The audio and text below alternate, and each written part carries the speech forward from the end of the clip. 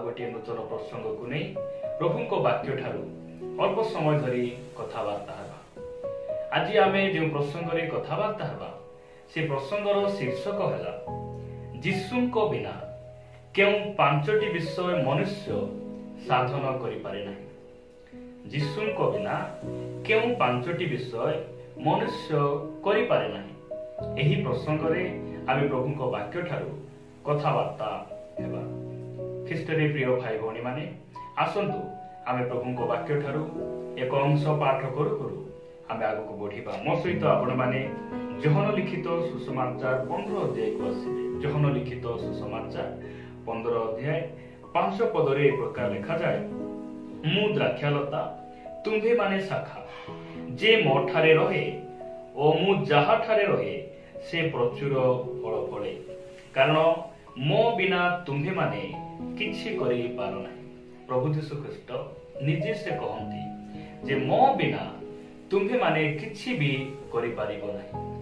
प्रभु यीशु ख्रीष्ट कहिबार अर्थ कोन अटे जे से ए प्रकार कहउचंती कि जे मो बिना तुमे घर बांधी पारिबो नाही, मो बिना तुमे सुस्थता पाई पारिबो नाही, मो बिना तुमे गाड़ी किणी पारिबो नाही, मो बिना चाकरी करि पारिबो नाही। एही कथा प्रभु यीशु ख्रीष्ट कहउचंती कि प्रिय भाई भौणी माने प्रभु यीशु ख्रीष्ट से एही कथा कहउनांती। आज जगत रे अनेक अणख्रिस्टियन भाई भौणी मान अछंती। आम मानक संपत्ति ठारू सेमानक संपत्ति अधिक अटे, आम ठारू भल भल घर से माने बांधिचंती। प्रिय भाई भौणी माने जीशु को बिना ए जगत रे सब किछि करि हेबो। जगत संबंधी पृथ्वी संबंधी अनेक विषय आमे जीशु को बिना करि हेबो, किंतु स्वर्ग संबंधी कौन सी विषय आमे जीशु को बिना करि परिबा नाही। अनेक गुडे विषय रहिछि, मात्र मु आपण मानक निकट रे पांचटी विषय रखिबा पई चाहे, जहा मनुष्य चाहिले मध्य जीशु को बिना से पांचटी विषय करि पारे नाही। मु आपण मानक निकट रे प्रथम विषय रखिबा पई चाहे। मो सहित आपण माने प्रेरित पुस्तक को आसिले। प्रेरित पुस्तक आपण माने 4 अध्याय को आसिबे। प्रेरित पुस्तक 4 अध्याय मु आपण मानक निकट रे 12 पद पढ़िबा पई चाहे। प्रेरित पुस्तक 4 अध्याय 12 पद रे ए प्रकार लिखा जाय, ताहांको छडा आउ काहा ठारे परित्राण नाही, कारण जहा द्वारा आम्भ मानकु परित्राण पाइबाकु हेबो आकाश तले मनुष्य मानक मध्य रे आउ कोनसी नाम दिया जाय नै। प्रभु को नाम रो गौरव हो।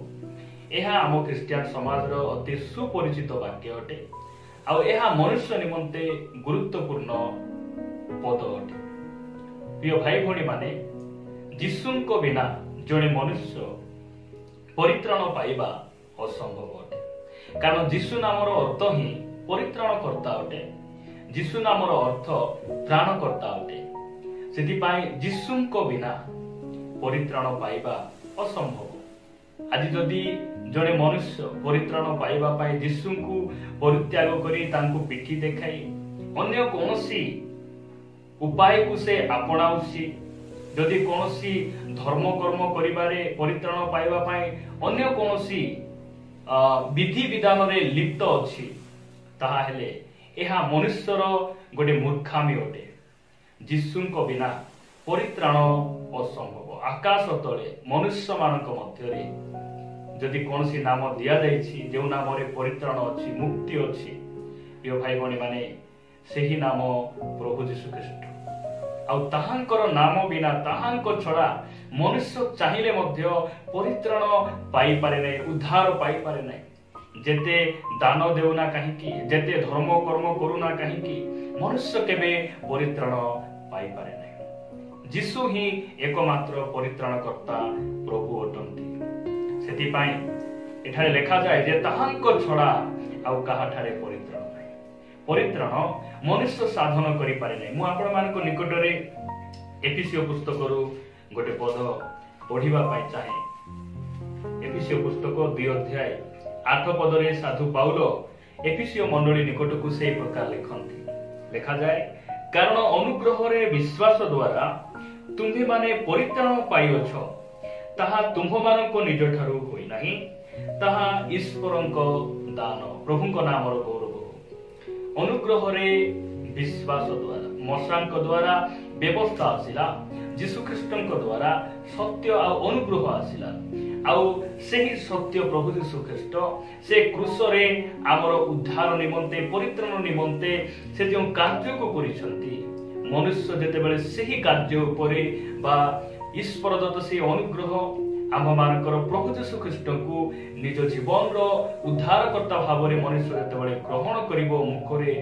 जीशु ही प्रभु बोली स्वीकार करिवो ताहेले से परित्राण पाइबो सेति भाई प्रथम विषय जीशुଙ୍କ बिना परित्राण असंभव मनुष्य जेते धर्म कर्म करूना कहीं प्रिय भाई भौणी माने जदि आज आपण माने मु आमे परित्राण पाइछु हमर पवित्रता सकाशे नुहे आमे बेसी दान देउछु बोली नुहे आमे चर्च जाउछु वाक्य पढुछु सेति पाइ नुहे आमे ताहांकर अनुग्रह रे विश्वास करिबा आमे बिना मूल्य रे आमे परित्राण पाइछु सेति पाइ प्रथम विषय मनुष्य साधन करि पारे नाही जहा परित्राण मनुष्य जेते धर्म कर्म करूना काहेकि से परित्राण को निजे साधन मु आपण मान निकट में द्वितीय विषय रखिबा पाई चाहे आपण माने मो सहित जहन लिखित सुसमाचार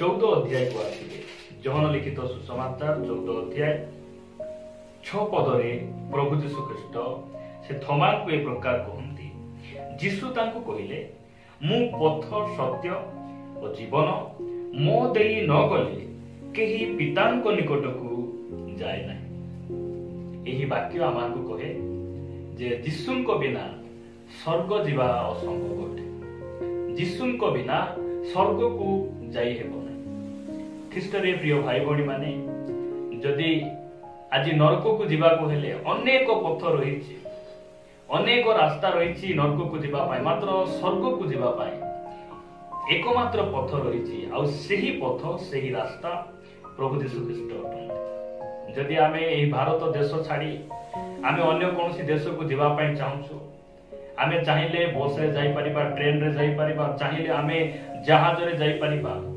अनेक गुडाए माध्यम रहिछि मात्र स्वर्ग को जीवा निमंते मनुष्य जदि स्वर्ग को जीवा पाई चाहे इच्छा करे जीशुंको बिना आमे स्वर्ग को जाई परिबा नै कारण जीशु ही स्वर्गर पथ अटंती मु पथ मु सत्य मु ही जीवन ख्रीष्ट रे प्रिय भाई भौणी माने आमे जो परमेश्वर सेवा करूछु आमे जहां पछरे चालुछु से सत्य अटंती से जीवित अटंती से मृत मानक परमेश्वर नुहंती से जुगे जुगे जीवित अटंती आ से कहंती मो बिना तुमे स्वर्ग को जाई परिबो नै धन्य से परमेश्वर से आम मानक बाछिचंती आ से कहउचंती जे मो ठारे लागि रहो मो पछरे आस मु तुम मानकु सेही स्वर्ग को नै जेबी ख्रीष्ट रे प्रिय भाई भौणी माने जीशुंको बिना स्वर्ग असंभव मनुष्य जेते चेष्टा कले मध्य से स्वर्ग को जाई परिबो नै जदि स्वर्ग को जीवार अछि जीशुंको देई हमकु स्वर्ग राज्य रे प्रवेश करिबार आवश्यक रहिछि मु आपण मान निकट रे तिमोथी पुस्तक को नेबा पाई चाहे तिमोथी को निकट को साधु पाउलंको पत्र 2 अध्याय 5 पद रे प्रकार लिखा जाए कारण एकमात्र ईश्वर अछंती आ ईश्वर और मनुष्य मानक मध्य रे एकमात्र मध्यस्थ अछंती से ख्रीष्ट जीशु जड़े मनुष्य प्रभु का नाम गौरव प्रिय भाई भौणी माने मनुष्य और ईश्वर मध्य रे जदि संपर्क स्थापन करिबार अछि मनुष्य और ईश्वर मध्य कथबार्ता हेबार अछि संगरे रहिबार अछि आउ एही सब कार्य मध्य रे एकमात्र मध्यस्थ और एकमात्र माध्यम होउछंती प्रभु जीशु ख्रीष्ट ताहांको बिना आमे ईश्वर सहित संपर्क रखि परिबा नै ताहांको बिना आमे ईश्वर राज्य रे आमे प्रवेश करि परिबा से एकमात्र मध्यस्थ प्रभु जीशु ख्रीष्ट से मनुष्य अटंती प्रभु का नाम गौरव हो ख्रीष्ट रे प्रिय भाई भौणी माने मु आपण मानक निकट रे तृतीय विषय रखिबा पाई चाहे तृतीय विषय आपण माने मो सहित सेही जहन लिखित सुसमाचार 15 अध्याय को आसीबे जहन लिखित सुसमाचार 15 अध्याय 4 पदरे प्रभु यीशु ख्रीष्ट ए प्रकार कहती मो ठारे रुह सेथिरे मु तुम्भमानक ठारे रहिबी शाखा जेपरी द्राक्षालतारे न रहिले निजरु फल फळी पारे नाही सेहीपरि तुम्हे माने मध्य मो ठारे न रहिले फल फळी पारो नाही। प्रभुଙ୍କ नामर गौरव यीशुଙ୍କ बिना गोटे फलवंत जीवन असंभव अटे।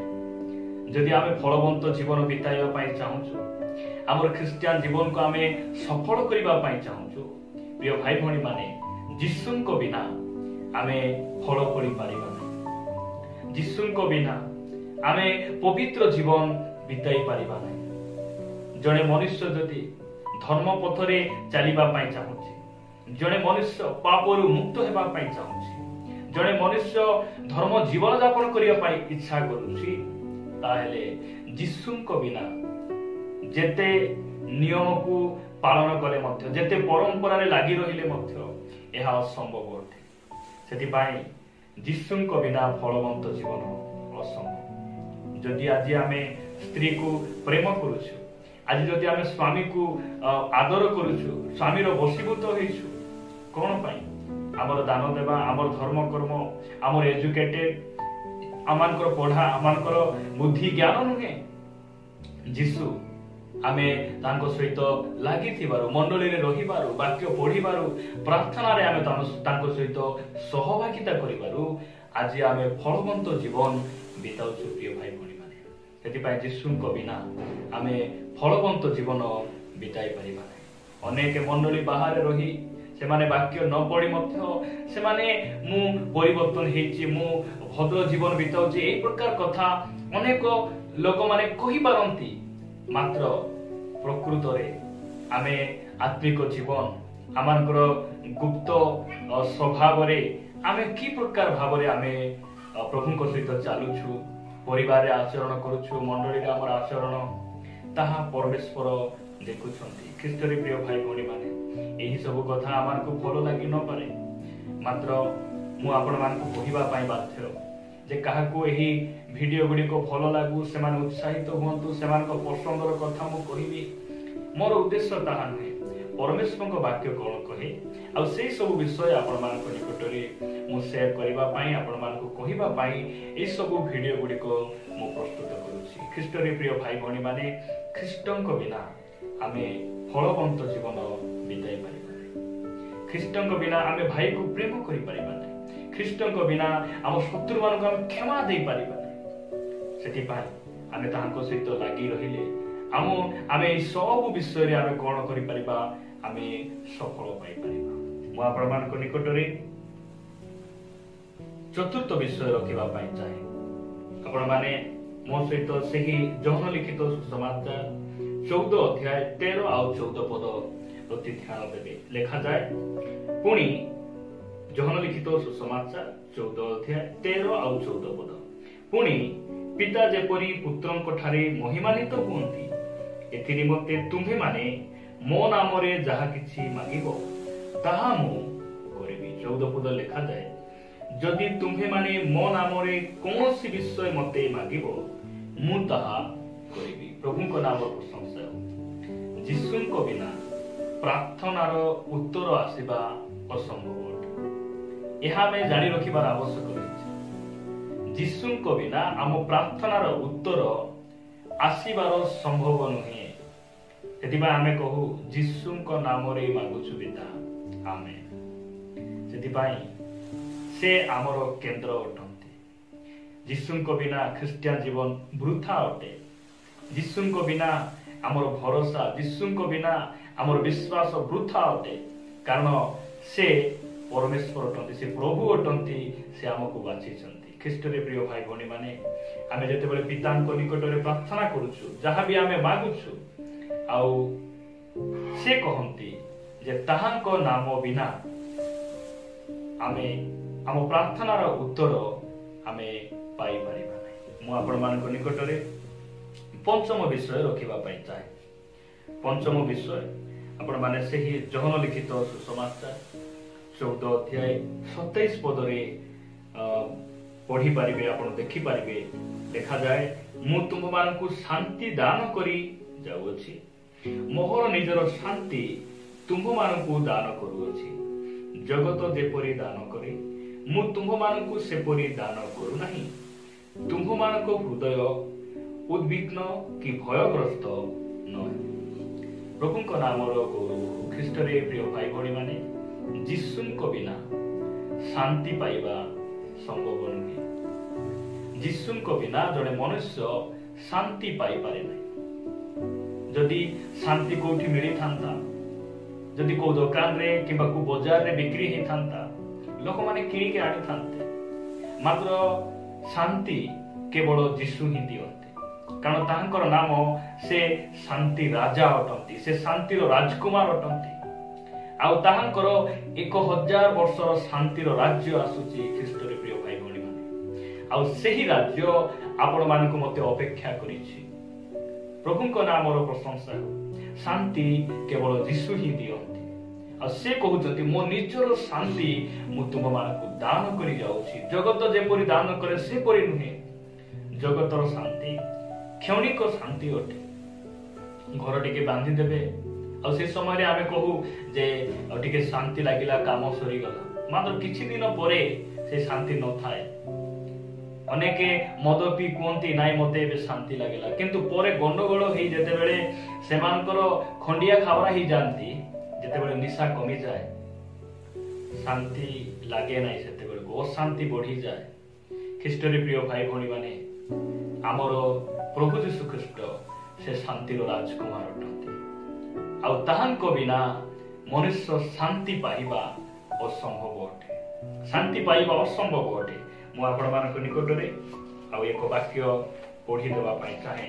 मो सहित आपण माने एफिसियो पुस्तक 2 अध्याय को आसीबे। एफिसियो पुस्तक 2 अध्याय 14 पद रे लिखा जाए, कारण से तो आम्भ मानक शांति। कि आम्भ मानक शांति? प्रभु यीशु ख्रीष्ट से आमर शांति। आउ ताहांको बिना आमे शांति पाइबा असंभव अटे। असंभव अटे। यह वाक्य आमानकु कहे प्रिय भाई भणी माने। सेति पाई जदि आमे शांति रे जीवन यापन करिया पाई चाहूछु, परिवार रे आमे शांति रे रहिबा पाई चाहूछु, व्यक्तिगत जीवन रे आमे शांति को उपभोग करिया पाई चाहूछु, हमको जीशु दरकार। जीशुଙ୍କ बिना आमे शांति पाई पारिबा नाही। जदि आपण माने जिसाया पुस्तक को आसीबे, जिसाया पुस्तक आपण माने 26 अध्याय को आसीबे। जिसाया पुस्तक 26 अध्याय मु आपण मानक निमंते 3 पद पढिबा पई चाहे। जिसाया भविष्यत वक्तांक पुस्तक 26 अध्याय 3 पद एठारे प्रकार लिखा जाए, जहार मन तुम्भठारे स्थिर थाए ताहाकु तुम्भे संपूर्ण शांति रे रखिबो। प्रभुଙ୍କ नामर गौरव हो। संपूर्ण शांति केवल परमेश्वर दियंती। आ यीशु ख्रीष्टଙ୍କ द्वारा से आप मानकु दियंती। यीशुଙ୍କ बिना शांति असंभव अटे। तळको लिखा जाए, कारण से तुम्भठारे निर्भर रखे। प्रभुଙ୍କ नामर स्तुति हो। आमे प्रभुଙ୍କୁ निर्भर करिबारु, यीशुଙ୍କୁ निज त्राणकर्ता भाବରେ विश्वास करिबारु, ईश्वरଙ୍କ ठारे विश्वास करिबारु आम्भे माने से संपूर्ण शांति को पाइछु। एही अशांत जगत रे आमे अल्प किछि टंका उपार्जन करी संतुष्ट हेबार कारण कोन? कारण यीशु सेही सब कारणर एकमात्र मध्यस्थ प्रभु यीशु ख्रीष्ट अटंती। ताहांकु पाइबारु आमे ताहांकु विश्वास करिबारु, से आम अंतर रे कार्य साधन करिबारु, से आम सहित रही से सब विषय रे से आमकु संभाळि छथि। आ यीशुଙ୍କ बिना शांति असंभव अटे। यीशुଙ୍କ बिना परित्राण असंभव अटे। यीशुଙ୍କ बिना आमे स्वर्ग को जीवा असंभव अटे। यीशुଙ୍କ बिना गोटे व्यक्तिगत जीवन रे, परिवार रे, ख्रिस्टियन जीवन रे फलवंत जीवन असंभव अटे। यीशुଙ୍କ बिना प्रार्थनार उत्तर आसीबा असंभव अटे। यीशुଙ୍କ बिना शांति पाइबा असंभव अटे। ख्रीष्टरे प्रिय भाई भणी माने एही 5टी विषय आमे मन रे रखिबा। प्रभुଙ୍କୁ आमे प्रथम स्थान देबा, ताहांकु गौरव देबा, आमे ताहांको पाई प्रतिदिन बंचुथिबा। प्रभु हम समस्तंकु अनुग्रह करंतु। प्रभु एही वाक्य दे आ प्रत्येकंकु प्रचुर भावरे आशीर्वाद करंतु।